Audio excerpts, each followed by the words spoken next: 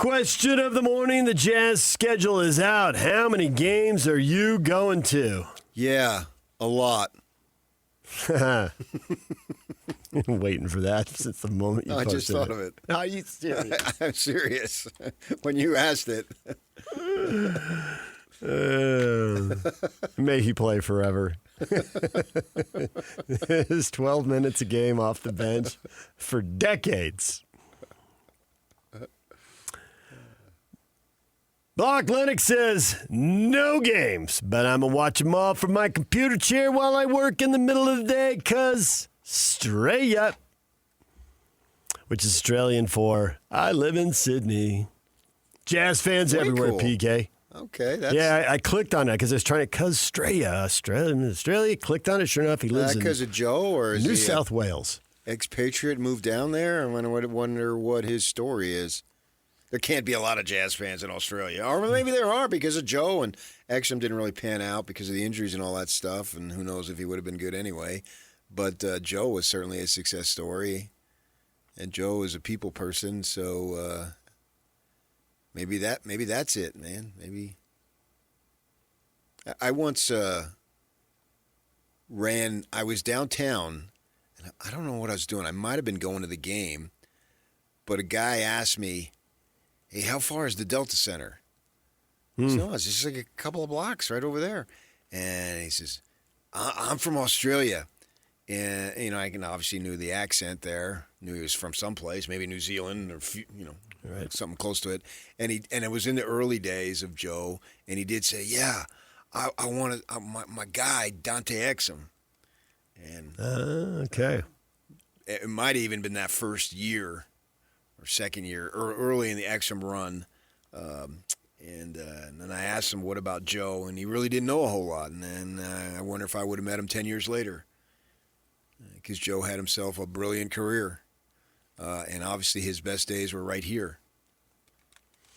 I'm going to guess that he's an Australian because of Joe. Going back on his timeline, it seems like it's all Australian stuff.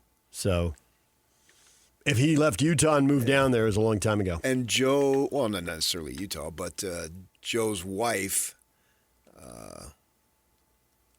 what's her name? Renee and the kids. Renee Wow. and the kids. Yeah. The netball is a female sport there, and it's very, very big, and she was one of the better players. So she has or certainly had a little bit of a following too. But that's cool, yeah. And then daytime games, I guess, with the time difference. It's tomorrow today. Tends to be, depending on where you are in the country, about 7 hours, and depends on daylight savings time here, but about 7 hours earlier tomorrow. So we're doing our show at like 1:24 in the afternoon there on Saturday. It's early Saturday afternoon there. The Jazz schedule out. How many games you going to go to? And Tyson says, well, I guess it just depends on how lucky I am calling in on Wednesdays. All right, Win Tickets Wednesday. Yeah, there you go. Hopefully, as I said, Tyson, hopefully he wins. Mickey says I usually go to one or two. I'm poor. Well, it does cost, and I'm very sensitive to that situation there. You can't expect all fans to go because of the fact of just the price, and it's not just the tickets; it's parking and all sorts of stuff. If you want to get something to eat, blah blah blah. We know it costs, right? We know it costs, and some people literally are priced out. Disposable income can be hard to come by, and it takes more disposable income than ever to get into these games. Brian says it depends on the price of tickets. Hopefully, I'm going to see the Pistons and the Heat games. Be Cade Cunningham fan and Giannis. Or maybe Bam Adebayo. Could be Bam. I was Jaime Jaquez, but he's gone now. Yeah, he was in the Giannis deal. He grew up in the Ventura, Oxnard area and went to Westwood and then went to Miami. This is going to be a shock to live in Milwaukee.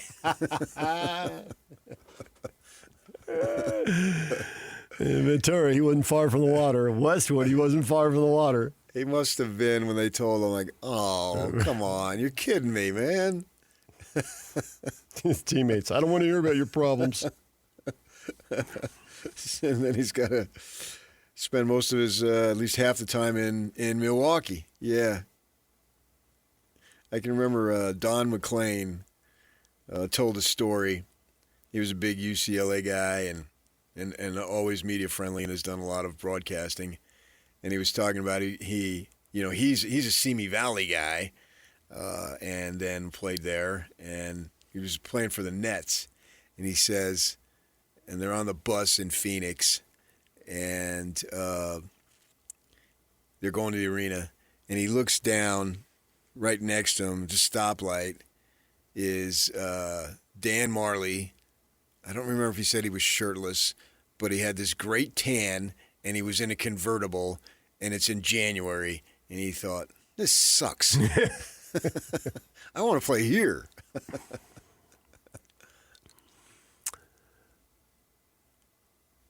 How many games you going to? Michelle says none. Go Spurs.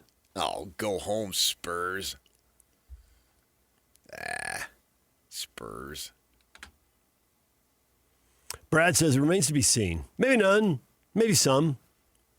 Brad's playing it by ear. It's not all cash related. Daniel says it depends on how many Saturday home games we have. Did you count them up? I've not.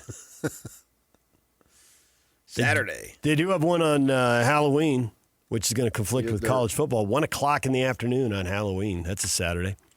The home opener you said was Saturday, didn't you? Home opener is Friday. Oh, Friday. Friday, October 23rd, and the Lakers are in on Sunday. They skip over Saturday there in the opening week. So they're playing a matinee on Halloween, huh? Mm-hmm. Makes sense. Leave the Saturday night Halloween parties and the Saturday night trick-or-treaters. Who are they playing? They can, everyone can double up here. If you go to the game Saturday, October 31, you're going to see the Portland Trailblazers at 1 o'clock. All right. Definitely a winnable game there. Mm-hmm. Yeah, I know the Devils are coming in for in Provo, and I think that is the Utes. Are they at Cincinnati? I believe they're away. I think you're right. Halloween. That'll be a tough follow, though, for me anyway, with the On a big football Saturday. And that's deep into the college conference season. And I'm sure there'll be ramifications for all four of those teams. They'll be feeling high stakes at that point. Yeah. I guess Portland is the kind of game we'll look at as a swing game. That's a team they could finish in front of, a team they could finish behind. I don't see it. I see the Jazz being better. Blow right by them. Better be a W at home. And I like what Portland is doing, but, they've got a new coach. Mm-hmm. And they've got, the owners scrimping, and would he give him a one-year deal, which is unheard of.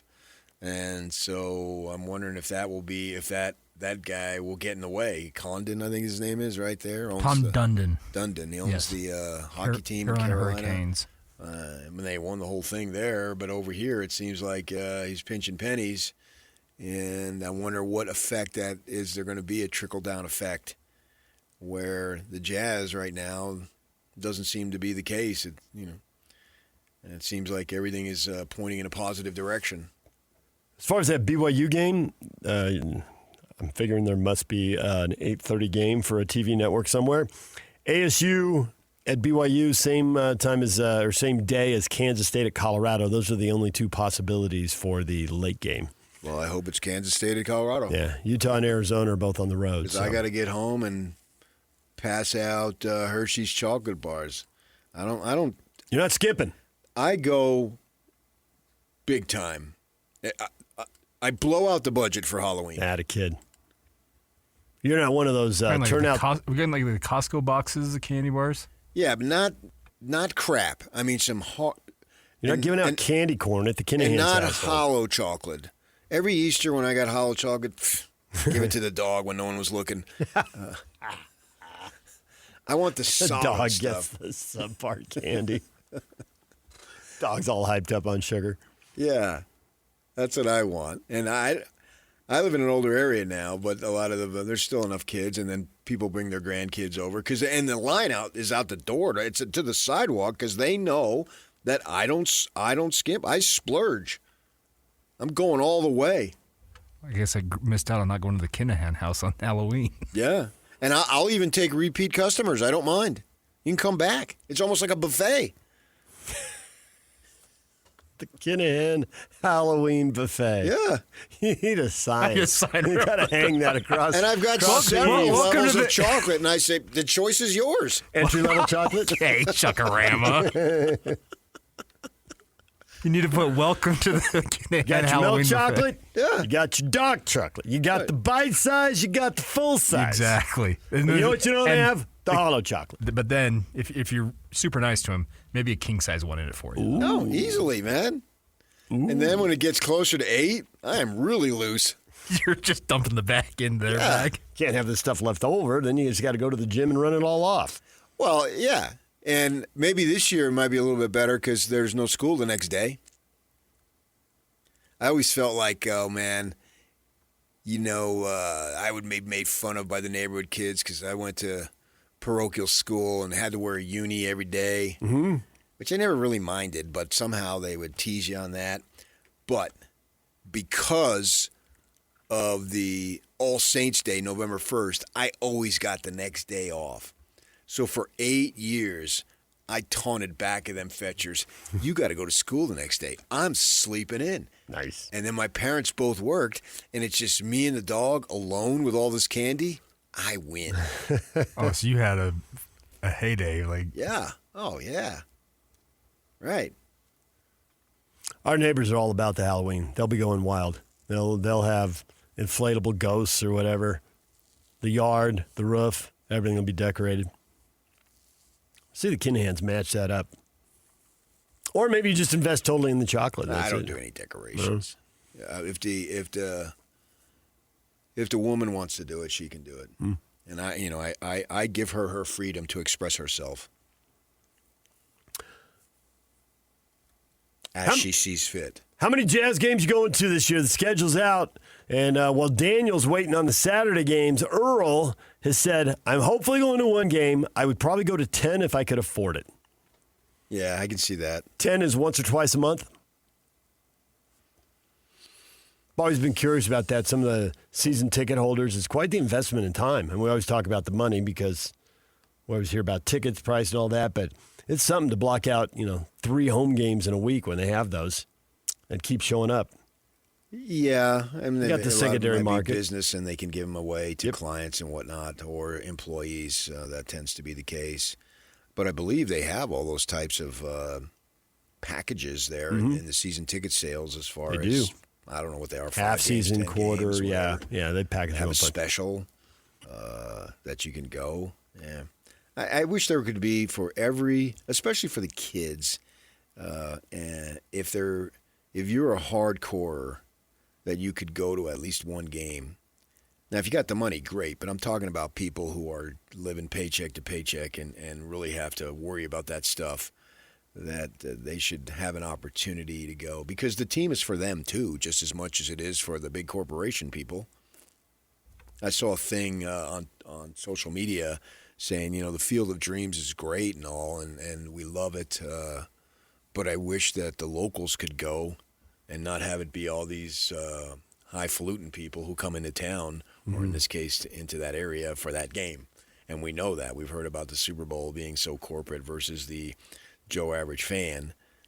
So I wish there was a way that if you've proven yourself to be a hardcore fan, that you get to go to at least one game a year.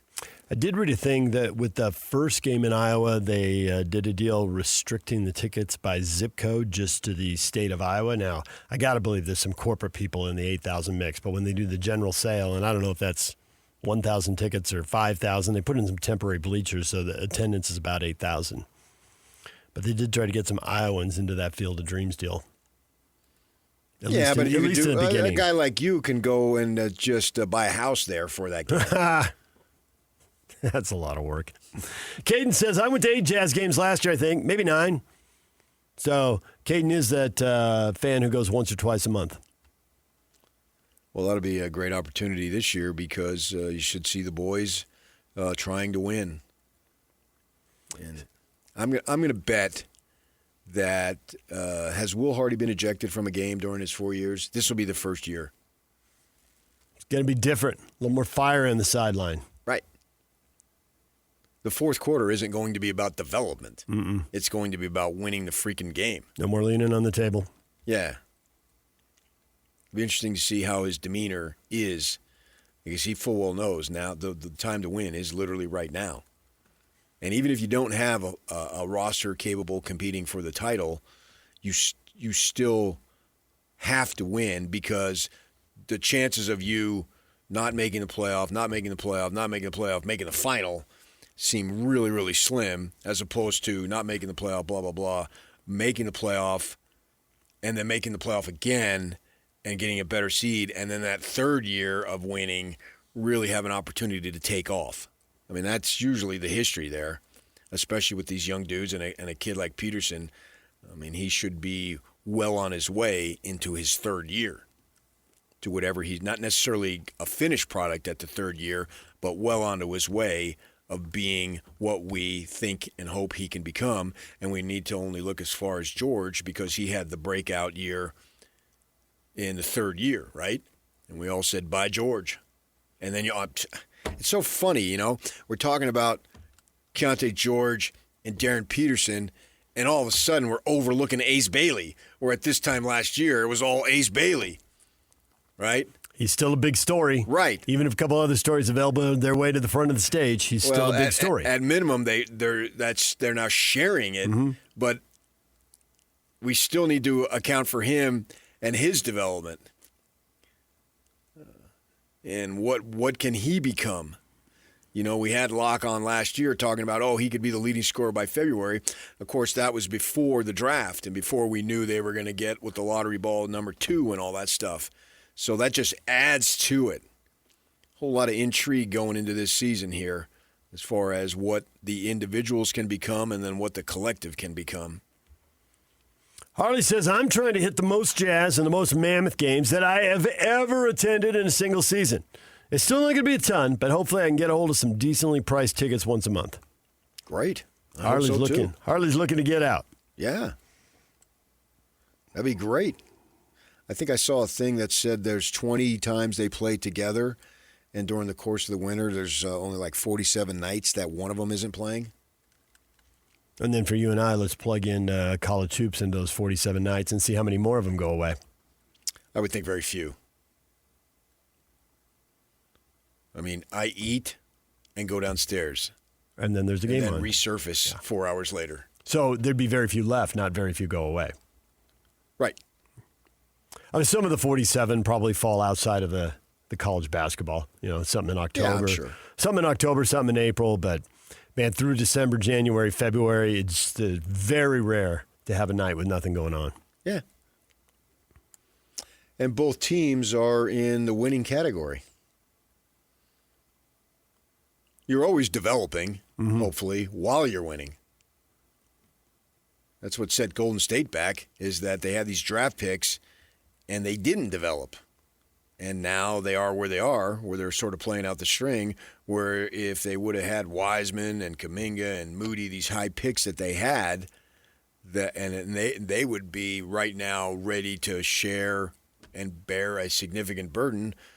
But it didn't work out. It didn't work, yeah. As we see, draft picks just don't, so many of them don't pan out. Crazy.